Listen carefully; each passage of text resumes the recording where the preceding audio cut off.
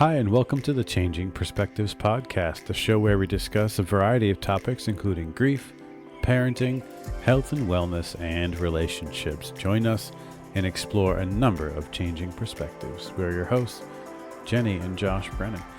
Hi, Jenni. Hi, the show where we fall off the face of the earth for months at a time. Yeah, it's quickly becoming like once a month, maybe. So I was thinking Right about now. it on my way home from work tonight.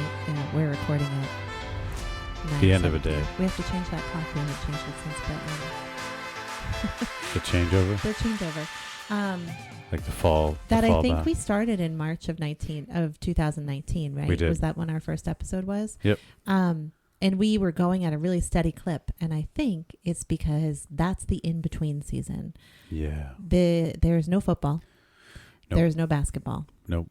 That was like baseball, but we only had games on the weekend, and our youngest only did lacrosse. So I think that we are heading towards our quiet sports season where you won't be coaching anything. I won't be a you'll head be coaching coach. a travel. I'm an assistant Hold coach. on. I just jinxed all this because now both boys are on a travel basketball team for the spring. Yeah, so they got AAU basketball and lacrosse. However, right now, I head coach 2 basketball teams, and I'm an assistant coach on another basketball team. And you will just be assistant coach on one. On one. I do help out at lacrosse, but I don't know much about it, and I'm there to help. I'm an extra set of hands. To like corral children. Yeah. Mm-hmm. So I don't, I'm not really an assistant coach, but I'm there to help. But yes, for me personally, my schedule is going to, I think, clear up. Plus, I think practices won't be like right now, basketball practices at night, Which is when we can record. Multiple times during the week. Our practice doesn't end until 9. We don't get home till 9:20, whatever it is, 9:30. And, we, there's no time. So hopefully. I think we're going into, so I agree with you. We had the same thought. We didn't even. I have 1 week left of a class that I'm teaching right now. And then I have a 4-week break. And then I'm teaching a brand new class. So I have to read like 7 books and do curriculum planning in those 4 weeks. But my schedule will open up soon. Yeah. So I think, I don't want to make any promises to listeners, but it is moving up on my to-do list to get back to Instagramming and get back to writing because I haven't written anything in months. We get a lot of our content from you. So I've been content-less. Yeah. I've been completely empty and drained and focusing on myself in other areas. Well, we both will make the commitment to Changing Perspectives fans to get back in the studio as much as we can. But if you take a step back and think, okay, this is 55 episodes. We're coming in less than a year. In less than a year. So that's about a week, once a week, right? Oh, yeah. Okay. So it's not too bad. So that might be, slowed down we might end up having like a season. And I've noticed that some podcasts have seasons. They do have a season. And so maybe we do have like a recording season from March to September where we're able to pump out a lot of content and then slow down. And then it slows down and maybe there's just because I don't want to not. Or maybe we go to like a subscription and only paying customers get the extra content. That's interesting. Mm-hmm. Yeah. That is interesting. Well, hi everyone and welcome to episode 55. We are back in the studio early February. I don't know when this is going to drop. I'll release it when it's ready. And we'll share it. We should have done a Valentine's Day, like a relationship one for Valentine's Day. We'll think about that for next year. Yeah. Okay. Maybe we'll do one right after to release, maybe next week or something. But hi, everybody. We are back. I know that we have a couple different things going on when we do record. I wanted to invite everyone to still tag us on Facebook and Instagram with a picture of you listening to the show and be entered into a drawing to win a Changing Perspectives t-shirt or some other gear. We also are still reading iTunes reviews over the air. We would like to invite you to submit a review, write a review, and we will shout you out over the air and read it. So that's still happening. I do have a new review to read for the end of today. So Jenni, I wanted to say that I thoroughly enjoy being back in the studio with you. Are you taking pictures? I was trying. Oh, hello. You don't have to stop talking. Oh, to take okay. a Just picture. keep talking. Yeah. Like action shot. Mm-hmm. Okay.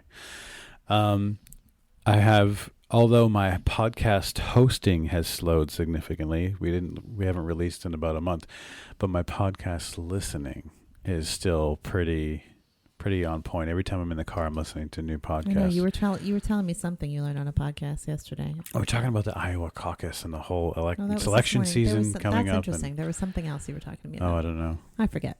Anyway, but yeah. So anyway, I'm just really excited to be back in a studio with you. Excellent. Yeah. Great. What are we talking about today? I have no idea. I don't know. I want to just talk about how I'm drinking some new coffee. I have a fresh freshly ground French press coffee. It's Stop and Shop's organic Nature's Promise, and it's some sort of Mexican blend. It's excellent. It's a good coffee. Shout out to Stop and Shop. So we are going to the Dominican Republic. I know people are going to email us and be like, "Wait, you're going to die there." We could do a whole episode on that. Yeah. Aren't they big for coffee? Isn't that like a big coffee place? No. Oh, okay. Never mind then. Carry on. I mean, I enjoy the coffee when we're there in the morning in the resort. Like, it's good coffee. What am I thinking of? I don't know. Okay. I don't know what you're thinking of. But anyway, so I wanted to talk about something we've had on our list for a while. Actually, back when our 13-year-old turned 14 a few months ago. One of your blog articles. Almost 6 months ago. Yeah. It's time is flying. Well, I think I have been reluctant to talk about this because I have not been feeling confident as a parent. So I can get on here and talk about grief therapy and grief and pregnancy loss and miscarriages and what to do and how to support people. Mm-hmm. I can talk about boundaries and limit setting and the ways you should self-care. But when it comes to parenting, I don't know. So I'm curious. I think we're all winging it. Winging it. Well, this is not so the article that you're basing this on is not a like, here's what you should do, right? It's the things that I've learned from parenting a teenager. Okay. So I absolutely love the title of this article. And I'll remind everybody the title at the end so you can go check it out on changingperspectivesblog.com. It's entitled, "We Need More Cereal and Other Lessons from a 13-Year-Old," which I think is just fantastic. Listen, I don't invest. We probably should at some point. But if I did, I would invest in General Mills, hands down.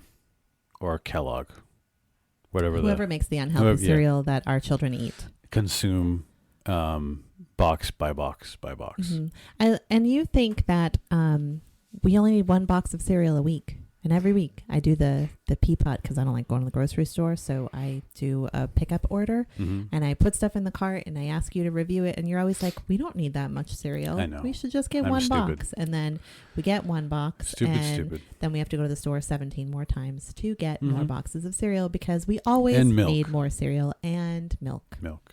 Yes. We have gone dairy free, you and I, but our children are still.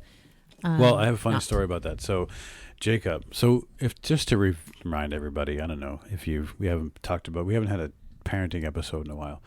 We haven't had any episode in a while, but we have a 14-year-old and an 11-year-old. The 11-year-old is mature for his age, and he's gigantic. So he looks like 98 percentile for his height. Very tall, and he's pretty much a teenager. He's sort of at that point. Anyway, so they're both cereal fiends. And the other day, because Jenny and I have gone dairy-free in the new year. Whole food plant-based. Yeah, plant-based. It's going great. I actually really we can do a whole other episode on that. But today, We should. We didn't eat whole food plant-based, and I feel gross. Yeah, no, I hear you.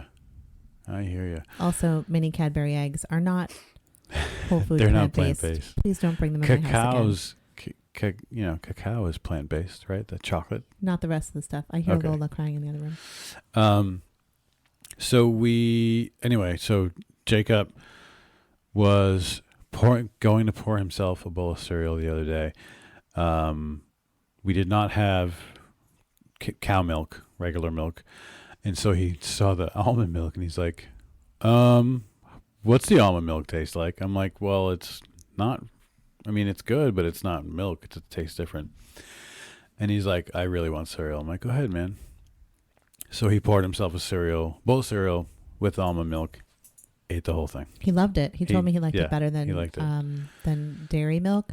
I want to get oat milk because apparently almond milk is terrible for the environment too. Something about almond plants and farmers, and we're just as terrible drinking almond milk as we are, according to Walking Phoenix, drinking cow's milk. Besides just walking around in a field and just eating grass like cows. Tequila. Tequila. I haven't heard anyone complain about tequila. I don't really know. By the way, did you plant some I did. Seeds? I planted things. What are those? Lime? Lavender. Did I see lime? Did you plant limes? It's lime, basil. Lime, basil. And mint. It's what I wanted in a grab over Christmas. This is how far behind I am in life. 2 months ago, well, 7 weeks ago, I won a mojito herb garden. Little thing in our little dollar store grab. So I decided yesterday to finally open that box, and I planted plants. So you're planting stuff to make mojitos. Mm-hmm. I've never heard of lime basil though, so I don't really know what that is. But yeah, and I we'll see. I kill plants. All right. I mean, the day before, I had to throw away a plant that I killed. So. All right. So the foundation of a mojito is plant based. There you go. Excellent. Mm-hmm. We're staying on track. Okay. We're never going to get to that list. No, I know. So we have 2 teenagers, and they're super challenging. They love cereal. And Jenny wrote this blog article. They're also super awesome. Don't paint them in a bad light. They really are. We're very lucky. And I have some stories about how awesome they are. Great. But can I start with kind of whining for a minute? Uh-huh. Is that okay? Yeah. So the reason we're even in here right now. Oh, you're not whining. Your feelings are hurt. You're sad. I'm a little sad. So, of course, we've been just waiting for that opportunity to get back in the studio. We love doing this podcast, and I'm glad we're here. However, it was the end of the day. You know, we both just got home, finished up some dinner. We got back from practice. We always have this sort of time pre-bedtime where we get to just chill out. Sometimes we eat at the table. Sometimes we eat in the living room, and we always have a chance to watch a little bit of TV, mostly with the youngest one, with Jacob, because the other one is talking to his girlfriend in his room. Sometimes she's not in his room with him. That's true. On the phone, yes. FaceTime, whatever. Sometimes he comes out and makes an appearance, but anyway, he did come out and say hi, Mom. No, he shouted hi, Mom. He did. So we've been used to sort of getting used to this routine with Jacob. But the older he gets, the more interested he is in not only playing video games, but playing video games socially with his friends. Putting his friend on FaceTime, and they play together in cooperative online games, which I think is, we need to, we limit video games. We have them shut them off every now and then. We want to make sure that we monitor that. Our kids are very active. They have 4 basketball teams between both of them. But so I'm okay with this. But he chose us. He chose playing with his friend over us in this little window before bed. Teenagers. And I wondered why he was like. We kept asking him what he wanted to watch on TV, and he's like, I don't care. He wouldn't give us an answer. I think it's because he didn't want to watch TV with us. He wanted to hang out with his friends online playing video games. So it's interesting. I feel like we're on either side of this sort of really messy phase of parenting a teenager that for me, it's the hardest part, that tween, early teens. And we've got one who just went through it, and we've got one who's just entering it. Yeah. And it's interesting because the exact opposite happened on Sunday this week, where our youngest was at a birthday party. We assumed that our oldest was going to be making plans and hanging with his girlfriend or friends or something. Yeah. And so I don't know what we did. We painted or something. I feel like we did some sort of project on Sunday morning. And then I was like, I'm going to go take a bath. It's a Sunday afternoon. I have nothing to do. I'm going to take a lovely hot bath. And while I'm in there, you knock on the door and you're like, he's bored and would like to go out to lunch with us. Yeah. Or go to the Y with us. And I was like, wait, I'd gotten so accustomed to him being like our younger one, doing now, choosing friends. Yeah, either over us and not outside the wanting house to or be even with in the us. house, playing Right. online, whatever. And so it was interesting. So Yeah. you and him ended up going to the Y and playing basketball together. Yeah, which I have a story about, actually. We haven't even got to the list. I know. Okay. So I have a story about that. So there's Is it about how you met Kevin from Big Brother and he held the door open for you? no, but we can talk about that in a minute. Well, that was the whole story. And that was pretty much it. Yeah, Kevin from, if anybody watches Big Brother, Kevin, the guy from Boston. I always say the guy with the hair. He always had nice long hair and combed his hair and stuff. Anyway, he lives locally, and I bumped into him at the Y the other day. Anyway, there's just little moments where you're like, wow, our son is really cool, really special. And like you get little glimpses of both that, like, oh, he's awesome, and glimpses of like what he used to be like when he was younger. For both boys. Yeah, you do. Mhm. And it's like, oh yeah, they're awesome. And I love them so much. Jackson is so committed to his sports, and he wants to, he's gotten up early, very early with me, like 4:30, goes to the gym. We play some basketball. And every now and then he lifts some weights, and he's really committed to that. And I think the closer we get to football season in the summer, he's even going to get, it gets nicer out. He's going to be even more committed.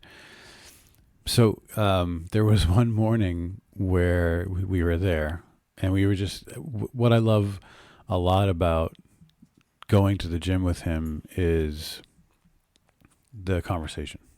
Like we talk, and he brings up stuff, and he tells me some stuff. Is that one of the things on the list about driving in a car? Maybe. Oh, yeah. We'll have to go back to that. But anyway, we were playing basketball a few weeks ago, and he was, I have notes. I need that front sheet. I'm going to give it back. Show me that front sheet real quick, because I forget what he... You don't, it says... Hold on. I didn't know the notes were needed for that story. Yeah. So he in history in school, he was learning about the Constitution. And while we're playing basketball, one-on-one basketball, he recited the preamble of the Constitution, which I thought was awesome. Hey, we're talking about you, We're talking about you, Jackson. You recited the preamble of the Constitution while you guys were working out? Yeah. Why did you do that? That's awesome. Because he was learning it. He wanted to show me. I don't know the preamble. He learned it. I thought that was cool. That was a nice moment. Okay, he's gone now. Through the magic of editing, our Jackson visit just ended. But he came in to ask us something. But anyway, I thought that when he was sitting there playing basketball with me and he was reciting the preamble of the Constitution while we were playing. Do you think he wants to know this? Do you think, you know what? He doesn't care. That's one of the things I admire about him, is that he doesn't really care. No, he doesn't care. What people would think about something like that. But I think that it reminded me of how smart he is and how much he cares about school. So I thought that was a nice moment that I wanted to share. But anyway, I was sad that Jacob didn't want to hang out with us tonight, but it gave us an opportunity to talk about him in the studio recording this podcast. And that is teenagers. Yes. Okay, so what's the first thing on my list so here? you have a list of lessons things that you I've learned. Yep. Mm-hmm. Okay, number 1, hold on loosely but don't let go. I like that song. So yes, now it's in everybody's head. So that's kind of what you just did, right? Like you wanted to kind of hold on tightly out there and watch TV with him and hold on to our tradition of like, oh, we're all home.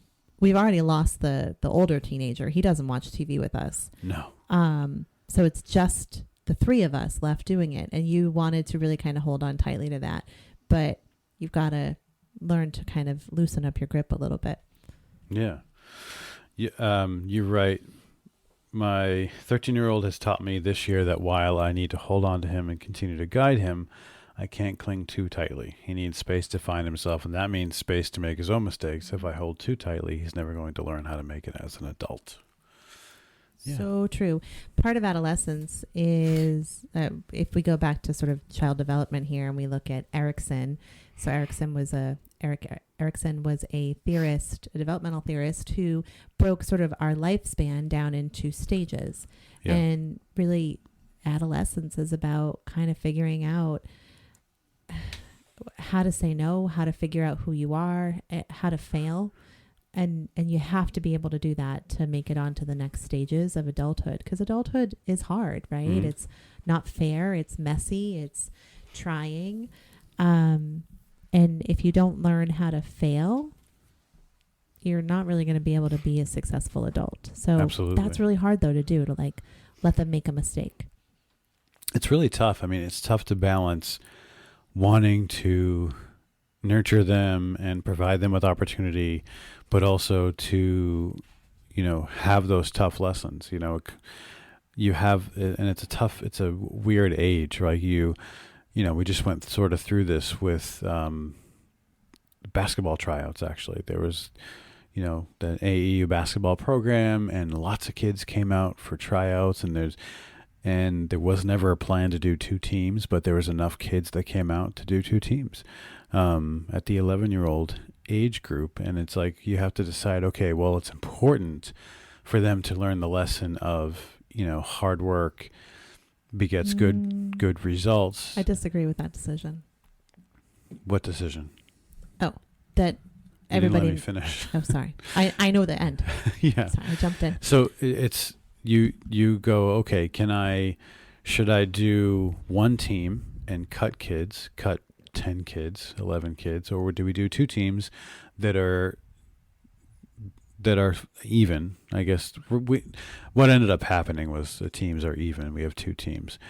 We could have done a really good team and a not so great team, or you could have just done one really good team and had a bunch of cuts. And it's you go back and forth. What you want them to have a great experience and be able to play and be active and learn a sport, but you also want to teach them, what hard work gets you. I guess I'll allow it for, not that I have any say. For fifth grade, I'll be more tolerant of that decision, but I think it has to stop here. Like, not everybody gets a trophy. Yeah. Not everybody makes the travel 100% team. agree with that. Like, right. So if it happens in sixth grade, I don't think I'm going to let him play. Because that doesn't seem fair.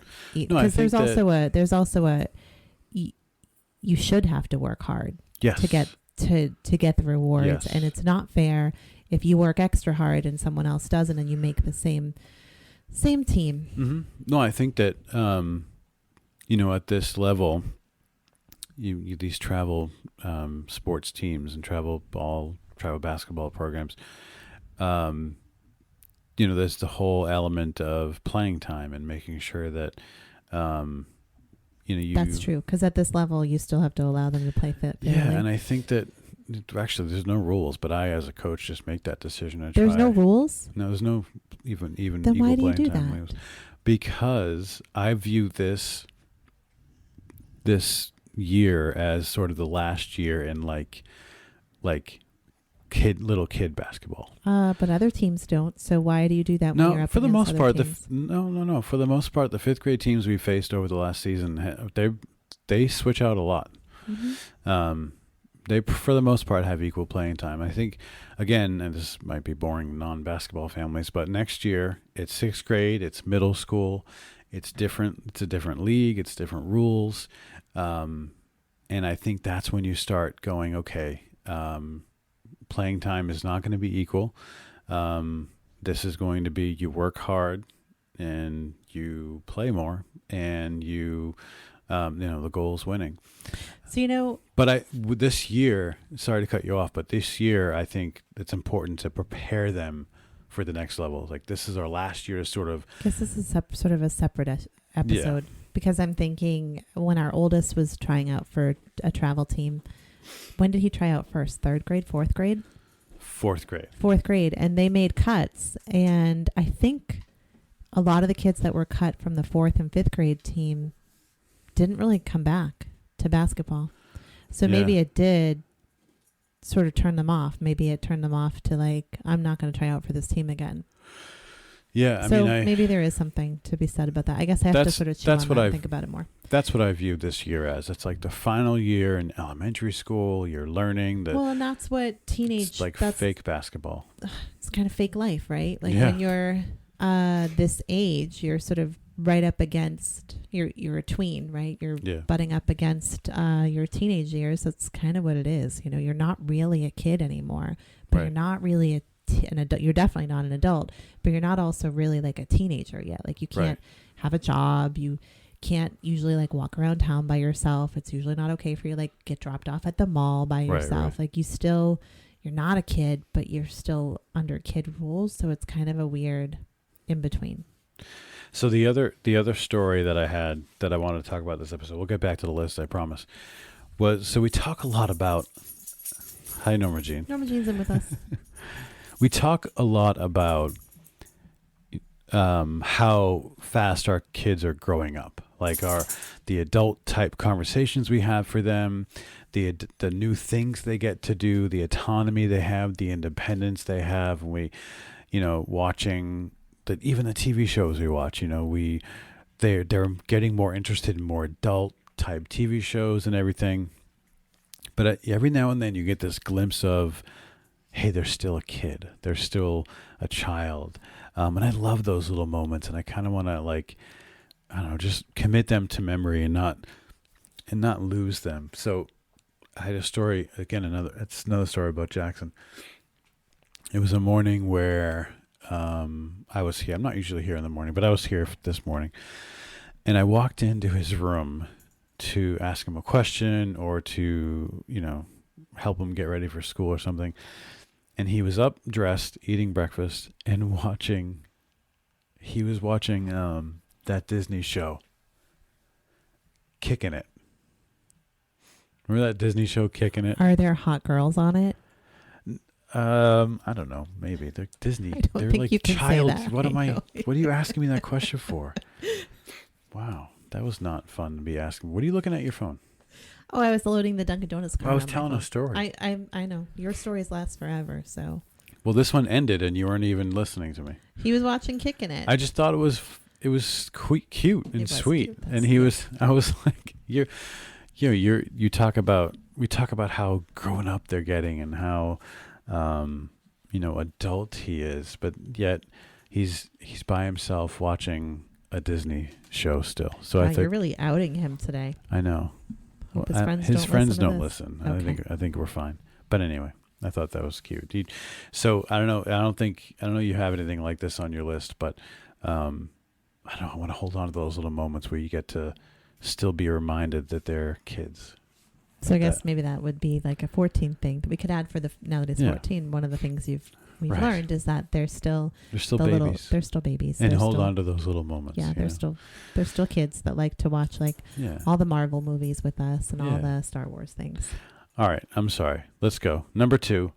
This one is Hit the Whoa. And that's a reference to a song, right? Yeah, I just hit the wall. That you just did. Yeah. That move. It says every year there's some new dance that takes over on TikTok and YouTube, and if you're lucky, your 13-year-old will tell you about it, teach you it, and then tolerate you when you're in public and try to show off your skills. I'm still not exactly sure what the whoa actually is, though. So I wrote this before Reese Witherspoon went viral with her TikTok where she was hitting the whoa. I have no idea what that reference is. See, you don't, because they didn't talk about it in any of the podcasts you listen to on your way to work. I am starting to get into TikTok a little bit, though. I noticed, who has a TikTok that I just noticed? Do you know why you're getting into TikTok? Why? Because TikTok is starting to not be popular with the kids. Ah, yes. The other day, one of them was like, "Ugh, TikTok," because the adult, it's like Facebook. It's like MySpace. The adults are here. Yes, the adults are here, and then let's move from MySpace to Facebook, and then the adults are here again. Let's move to Instagram. And then they moved to TikTok. And now that adults are starting to get more into TikTok and businesses are starting to get more into TikTok, yes, I think kids are going to be moving on to something. Businesses, celebrities, yeah. Even on TikTok, I'll be on TikTok and every third video is some ad or something. I still don't really know how to use TikTok. It's happened to me 4 times where I opened it and I don't know how to shut it off and it's playing a song. And I open it and I have a feed and it's like Facebook. I don't even know how it knows what I like. I don't know. Okay. But yes, I learned how to hit the whoa. And before that, what was it? Jackson made me do a TikTok video. Oh my gosh, yes, that's right. You guys should all go find. Yeah. Well, no, because it's on Jackson's. So don't go look for it. Don't go look for it. But there is a TikTok starring Josh. It took us a while. It took us many takes to get it right. It was the funniest thing to watch. That was a nice family activity.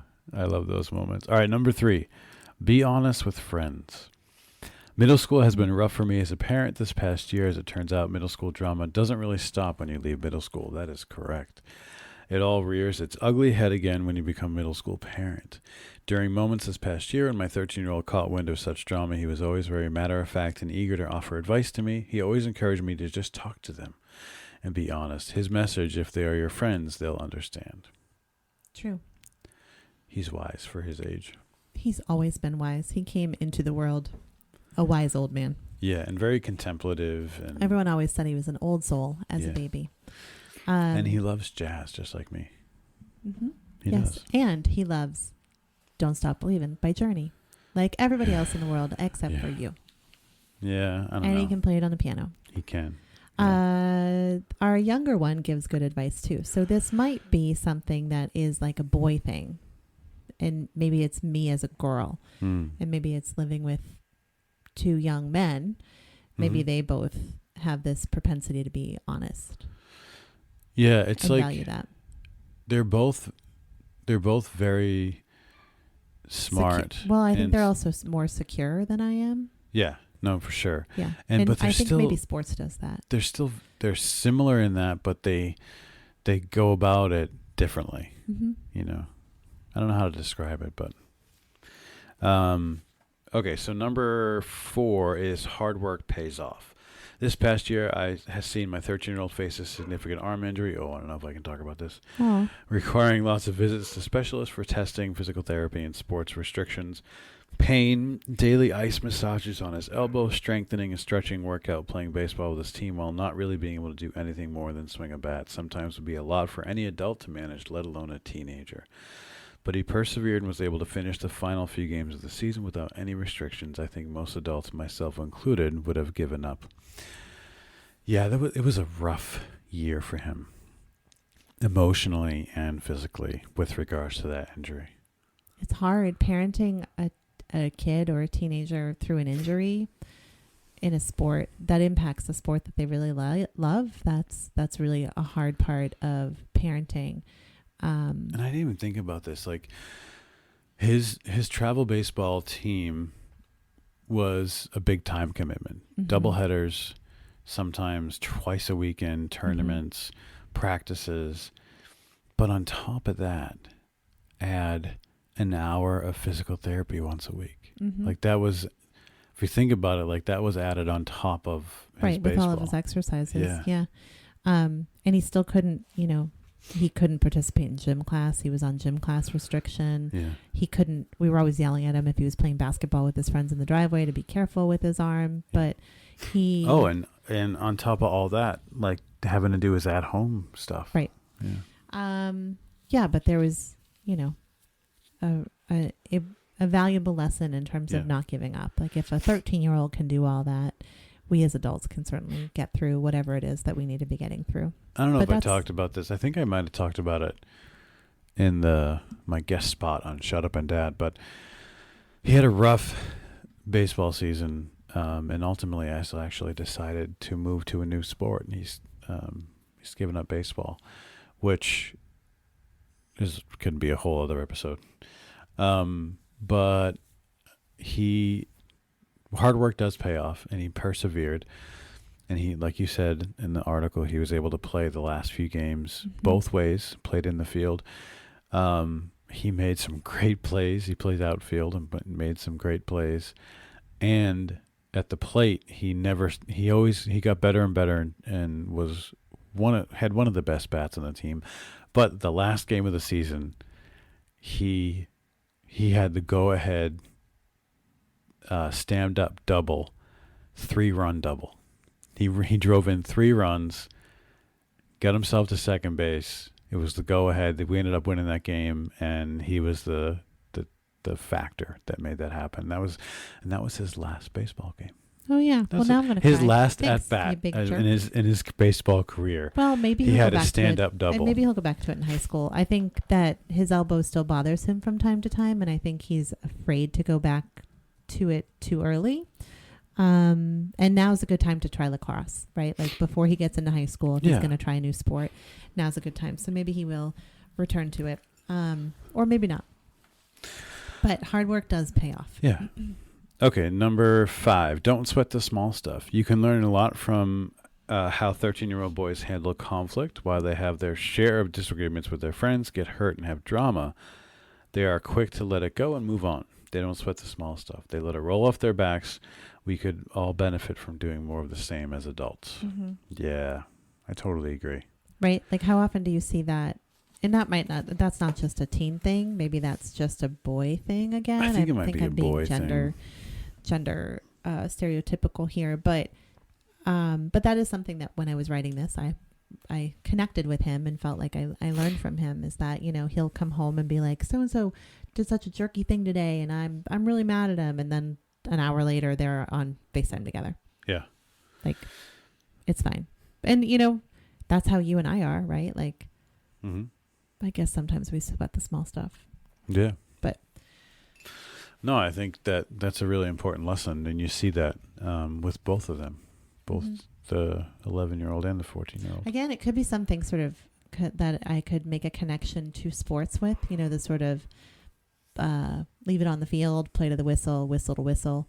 Yeah. You know, you can trash talk and sort of be really aggressive and play hard against your opponent, but then once that whistle blows or once the game's over, once you're off the field, you guys are like the best of friends again. Oh my God. Can I tell you a funny story yesterday? Yes. So we were watching the Scholastic basketball, it's the middle school basketball team, and the girls always play back to back. It's a double header. The girls go and then the boys go. And so I got to the game early, and it's always fun. I just want to clarify. It's not like a Scholastic game like trivia. It's a school basketball team. It's a school sponsored middle school team. It's their sort of introduction into school sports, and they have to dress up and wear a tie on game days, and it's something that they'll be dealing with in high school. So it was very cute. We were watching the girls' game, and the girl playing for our team on defense, and the person she was guarding did a back cut, like did a nice move and got open, and the person with the ball tried to pass it to her and it missed, or we defended it, went out of bounds. So the play stopped, and the girl on our team turned around to the opposing girl and said, "Hey, nice move." She was laughing, and I was like, "Oh, that's such good sportsmanship." And I don't think I see the boys doing that, though. No, I don't see the boys doing that. They're still in the middle all. of the game. But maybe after the game they would do that. But I don't know if they would. I also notice in the basketball games the girls say sorry. Like if they miss a pass to someone, they're like sorry. Yeah, it's just, but they're also more badass and aggressive than the boys. Very aggressive. I love watching girls basketball because I feel like there's just this intensity that is different than watching the boys. Right. Again, I'm being very gender stereotypical, and I recognize that. I just thought it was cute. She was like, "Oh, nice move." Okay, number 6. Teen music is great for working out. I think every generation has a "I can't believe what those kids are listening to for music these days" moment. But it turns out if you're open-minded and let them play their music for you, you may just find yourself asking them to add some of those things to your workout playlist. The music those crazy kids are listening to these days is great for cardio and weights at the gym. True. Is there a specific song that comes to mind for you? None of them are appropriate. I don't really know any of them off the top of my head, but Okay. I have I think I have 3 playlists on my Spotify from the boys. The most recent one, because Jackson was co-piloting, because the boys now, I'll save it for the car piece, but Jackson was navigating, and so he gets to do the radio, and he was playing his playlist, and it has Journey, it has the September song, Earth, Wind and Fire. Yeah. So it's funny, and he's also got like his stuff that I don't really know the people, but it's good. So it's also interesting that when you let them kind of have their own choices and you kind of lean into them and are open to that sometimes they wind up liking some of the stuff that you like. Oh, like the other day, where were we? On the way, Jacob asked how to spell Weezer because I think he wanted to play Buddy Holly because we had heard that song the other day. And he said, how do you spell it? And I said, SWEATERSONG, sweater song. And he was like, haha. And I was like, oh, yeah, it's Sweater Song. It's one of my favorite songs. He was like, yeah, it's awesome. I was like, you know Sweater Song by Weezer? Yeah, Mom, it's an awesome song. Which for me is sort of an emotional. I'm emotionally connected to that song. It takes me back to high school. Freshman year of high school. Mm-hmm. Their music preferences always bring a smile to my face. They're so eclectic. Yeah, they really, really are. But their stuff. So I've learned to really be open to what they listen to because some of it is really kind of fun. Serves a purpose. Yeah. We have fancy new treadmills at my gym. I think I actually talked about this before in a different episode, but when I'm at the gym on the treadmill, I watch Netflix. I have to look straight ahead or I fall off. Yeah, I enjoy it. It makes the time go by. I love running too, but it's still, yeah. Anyway, number 7. Oh, truer words could not have been spoken or will about to be spoken. What? Sleepovers are the worst. Oh my God. I hate them. No, but now we've pushed through and the older boys are okay. No, they're pretty self-sufficient. They go to bed. We still have a broken fence though. But here's the juxtaposition. So this story. So we have 3 gates in our house because we have 3 dogs. And so there's this constant like crate, gate, rotate situation with the dogs. It's an obstacle course. And I bought a lovely wooden gate that matches our floors. It's very nice. It's an accordion. It's not an accordion. It's like a, I don't know, zigzag one. Really nice. It works really well in our hallway because it doesn't look like an ugly gate. But it's not mounted because we have to be able to sort of move it. And our oldest had a sleepover and they watched a scary movie and they were in the living room sleeping. That's where they were sleeping, but they had to come to the sort of bedroom side of the house because our oldest was scared and he needed something. He needed his blankie. He says this when he tells the story. But he wanted all of his friends to come with him, and it was like 2 a.m. And so all of his friends came down the hallway laughing like hee hee hee hee hee hee hee at 2 a.m. Ugh. And the gate was up. And so they had to try to jump over the gate rather than move it because teenage boys. And one of them hit the gate and it fell and it made a really loud noise and it broke. And so we really just need to get some wood glue so it stops popping off every time we move it. But the juxtaposition there is that he was coming down here to like get his blankie, right? Well, let me read what you wrote because it's I mean, it just sort of describes that. But you wrote, I thought sleepovers would get better as they got older. They don't. Although they can regulate themselves and then recover a bit quicker than my 10-year-old when it comes to going to sleep at a normal time. Yes. You wrote this before their birthday. So Jake, the 11-year-old, he's still, after a sleepover, it's like a whole day. No, 2 days. It's the last insane. one was a little bit better. So now that they are teenagers, the responsibility of hosting becomes so much more stressful to us as parents. Yes. Are other kids bringing in vapes, drugs, or alcohol? Vapes? Vaping. I know, but I don't think it's called vapes. Okay, sorry. Take it up with the editor there. Are they going to try to sneak out? Are they going to do something on social media that might hurt other kids' feelings? Nope. Sleepovers are for 13-year-olds still suck. And I agree. I think I agree with you. We're sort of we've come through and they're a little more manageable now.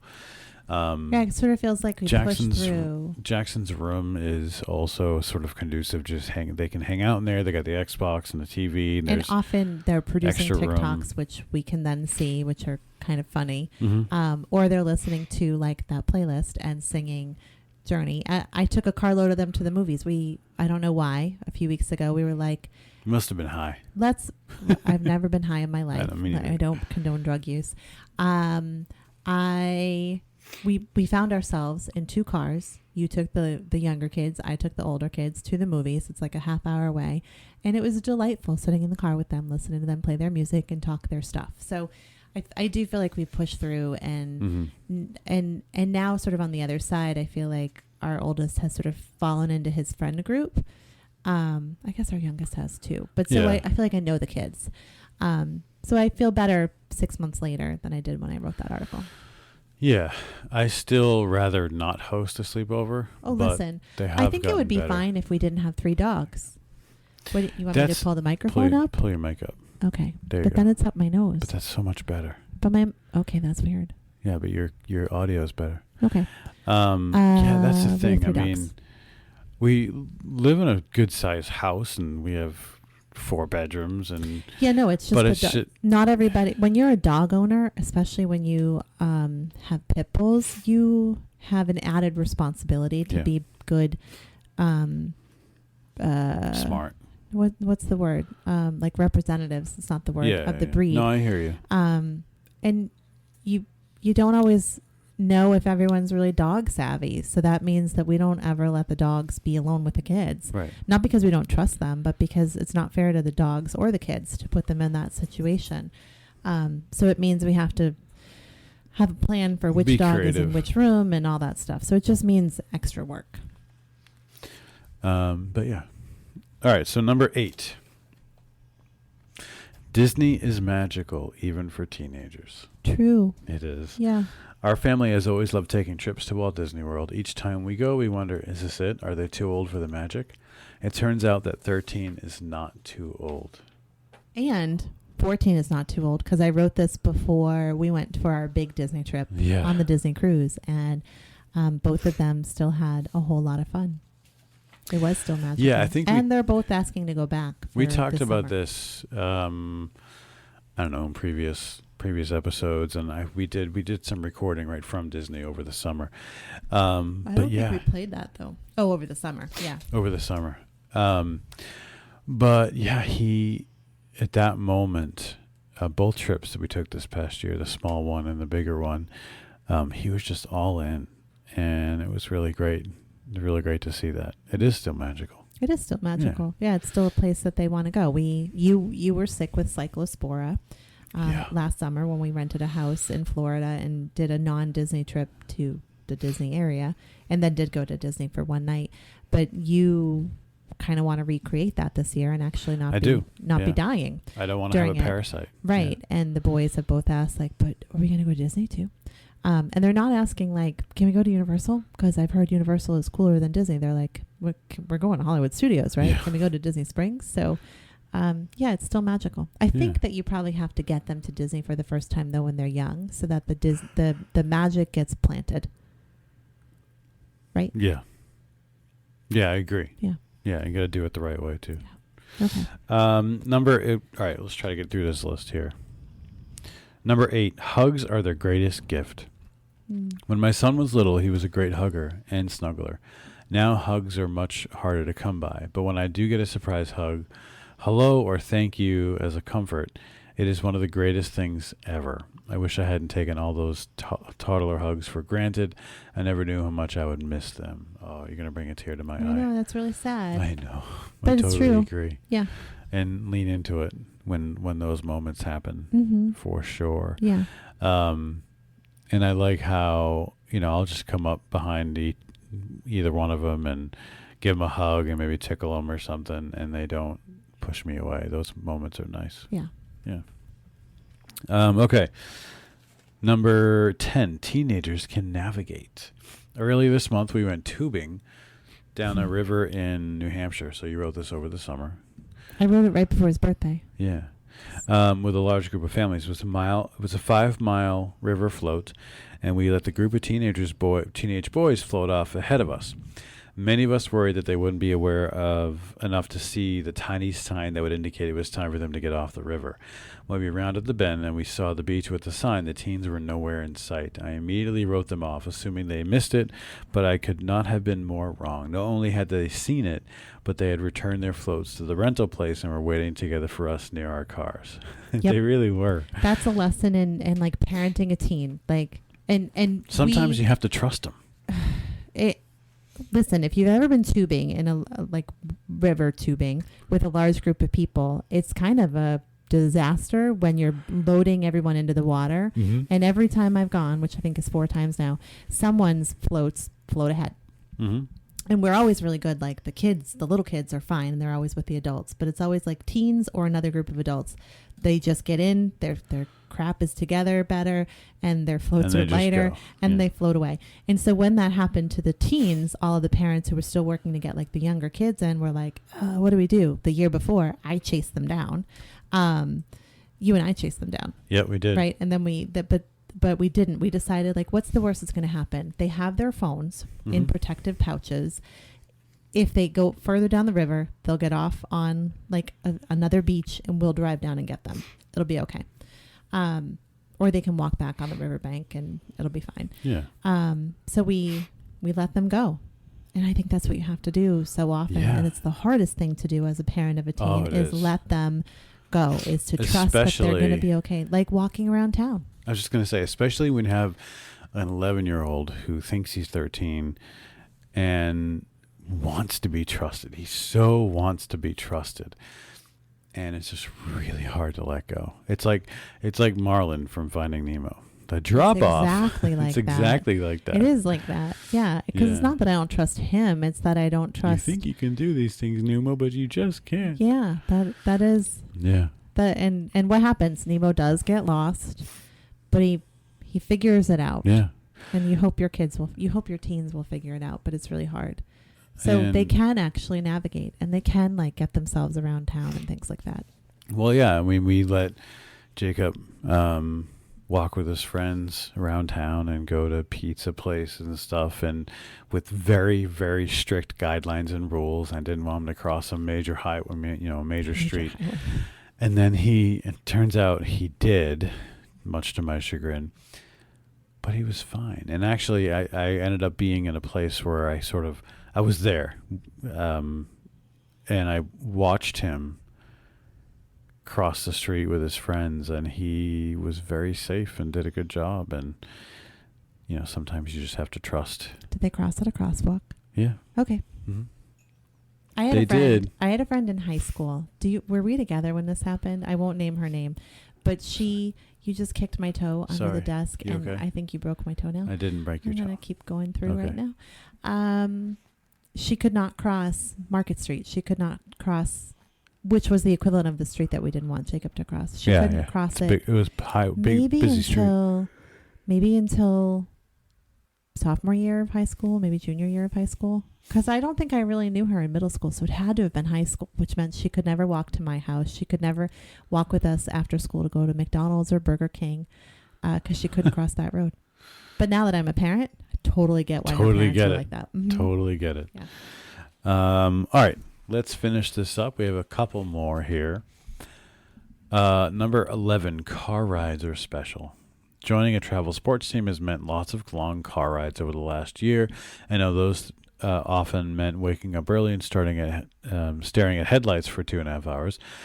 They also mean that I got to ride side by side with my 13-year-old, trapped in a moving box, just us. Something special often happens in those long car rides. The air shifts just a bit, and he begins to open up about his life, his friends, his feelings, his fears. I love those car rides now. Yeah, they're very sweet. And I have those moments. They're good opportunities. That's what I was starting to say when you were telling the story about the why earlier, is that there's something that happens when you have those moments where you're not sitting at the dinner table saying, tell me something interesting that happened at school today. Yeah, but it's you're organic. You're playing a game, or you're just driving and playing the music. Yeah, there's something more organic and less forced about it. So taking advantage of those opportunities is really important. And so if you ever see us rolling up as a family somewhere, you're like, why is Josh in the back seat of Jenny's car and one of the kids is in the front? It's because they called shotgun at some point, and we are open to that because shotgun rules. We abide by those. But we do have veto power. I do. Mm-hmm. Yeah. Veto. Mm-hmm. But yeah, I'll let them. They call it. I let them, and especially if it's a longer car ride. And there's multiple legs to the trip. I'll say, okay, you can have it now, but I'm going to get it on the way home or whatever. and it lets them be in control of navigation sometimes, mostly music. They become the DJ, and I think it gives them, a more enjoyable experience. And then I get to hang out with the other one in the backseat. Right. So it creates this like organic opportunity for discussion. Yeah, so car rides are special with teenagers. Okay, 2 more. Number 12, teens have instincts too. One of the biggest remember writing this. One of the biggest lessons I've learned from my 13-year-old is that just because we as adults are older doesn't necessarily mean we are wiser. Teenagers are humans too and have some gut instincts that sometimes are spot on. It's important to give them a chance to use their voice and share their instincts. Being able to tap into that insight will help them immensely in their adulthood. I agree. I mean, I think it speaks to when they, they'll hear us talking about something. Maybe it's sort of an adult, I don't know, some sort of adult topic, and they will say, "What are you talking about?" And we explain, and they'll give their opinion about it.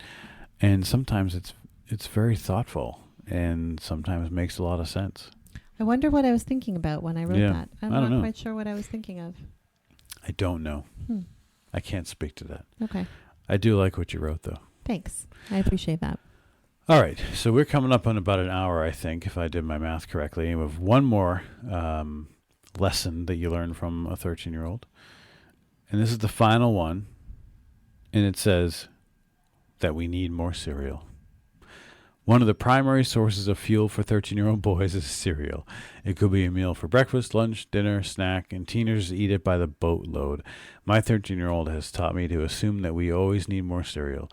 If you see me at any store these days, I can guarantee I have some cereal and milk in my cart.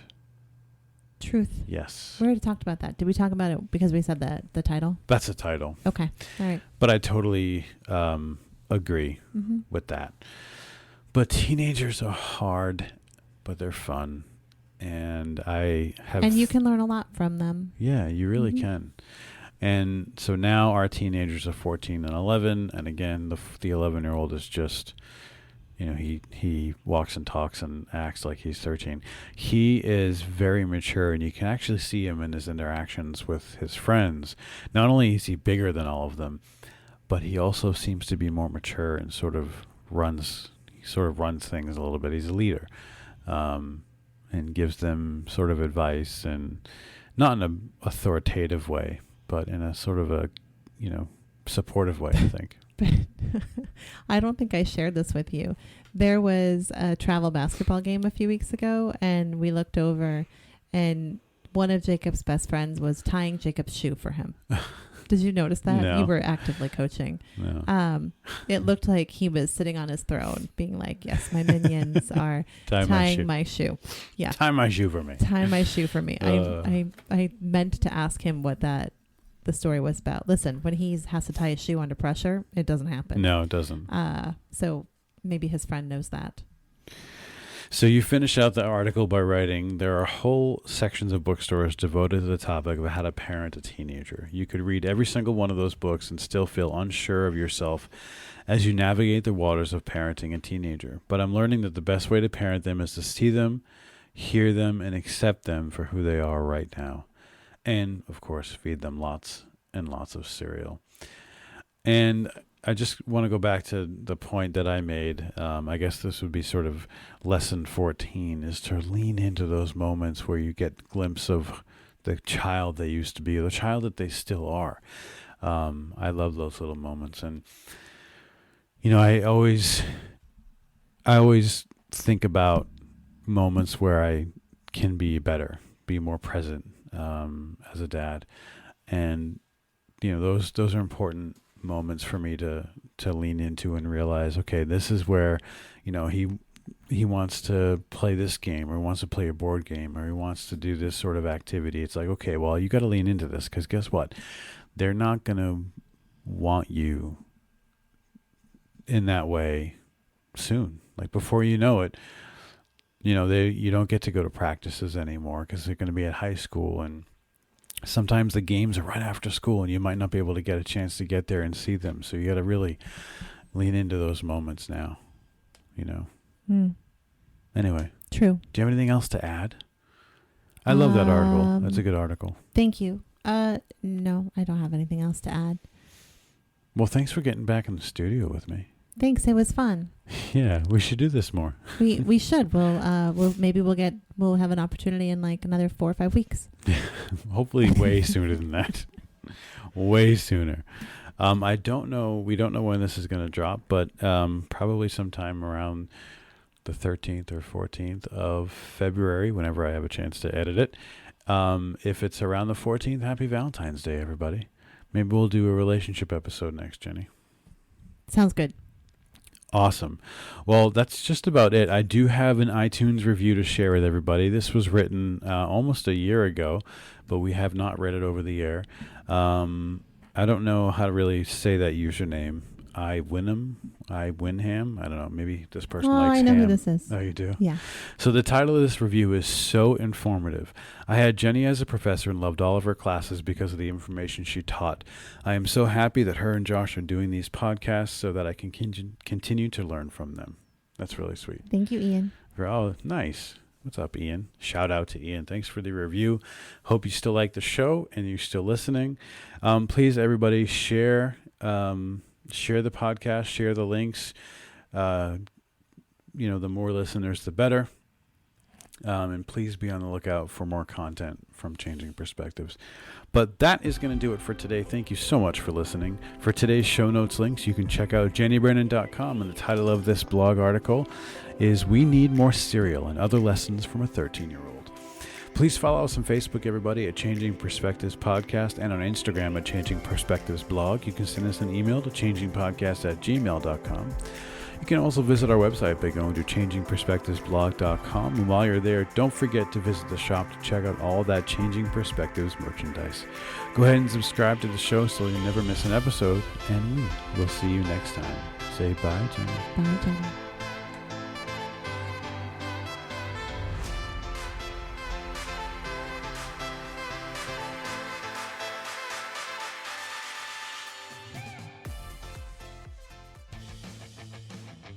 Are you looking to level up in life with your health, mindset, and personal mission statement?